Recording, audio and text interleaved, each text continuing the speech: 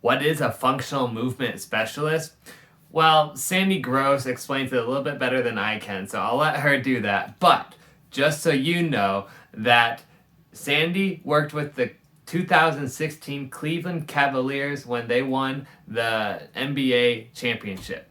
Coincidence? I'll let you decide.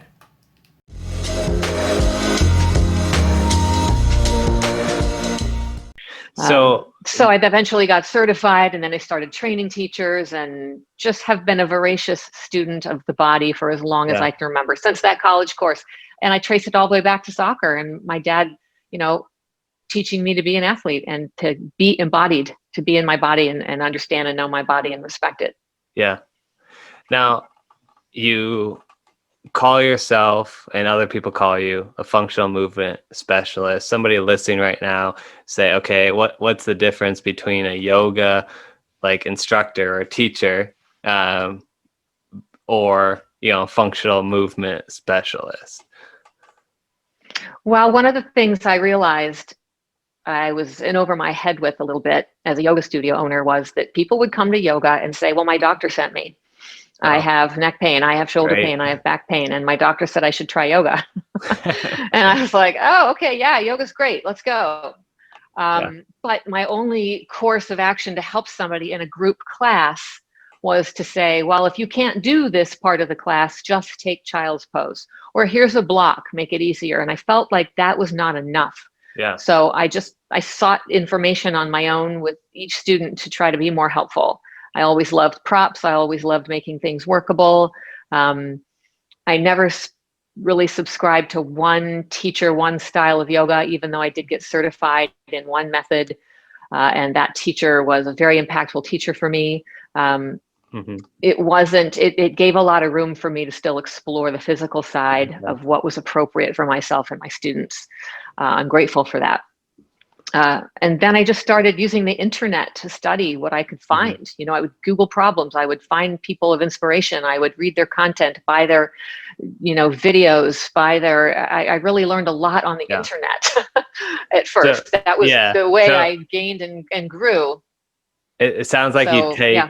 take like yoga a step further. You're not necessarily learning the yoga. I mean, obviously you had to learn the yoga, but you're learning the body beyond like what the moves are actually doing. So does that kind of sum it up pretty? I mean, like you're Yeah. learning how the body's supposed to function and then putting yoga into that kind of.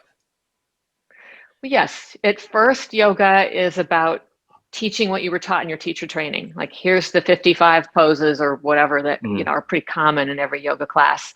Um, but I began to personalize it for people. And I began to teach smaller classes in a sure. smaller room with more props and more specialization for each person. Yeah. I started to do privates and have a strong interest in helping, people solve problems. Um, and so I felt like my toolbox needed more than yoga than those Mm, classic 55 or so yoga poses.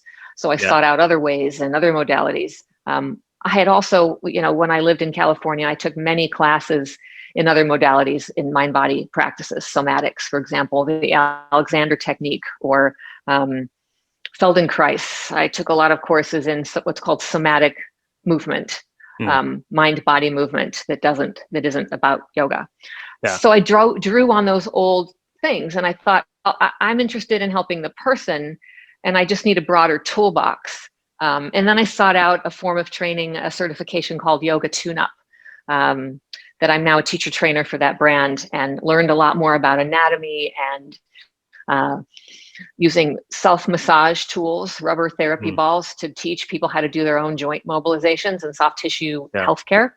I learned more novel ways to move and to contextualize yoga poses and movement shapes based on what that person's life Yeah. needed.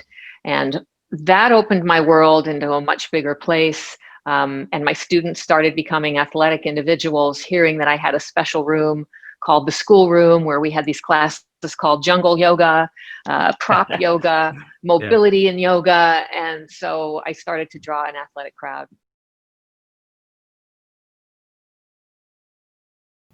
There you have it, straight from the functional movement specialist's mouth. Try to say that 5 times fast.